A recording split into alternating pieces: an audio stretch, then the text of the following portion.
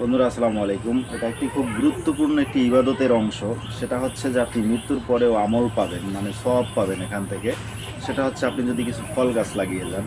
তো আমি অটোমেটিকলি উদ্যোগ নিয়েছি এবং দেখা গেছে ৫-১০ দিন পর পরই এক একটা ফল গাছ লাগাচ্ছি। যেহেতু আমি মরে গেলেও হয়তো দেখা গেছে এই গাছে ফল হবে, নিচে পড়বে, পোকা খাবে কিংবা দেখা গেছে পিঁপড়া খাবে বা দেখা গেছে মানুষ খাবে, সবাই কিন্তু সেটার জন্য দোয়া করবে। তাই কিন্তু আসলে ফল গাছ লাগানো এটা কিন্তু একটি মৃত্যুর পরেও মানে আপনি সওয়াব পাওয়ার একটি ইবাদত।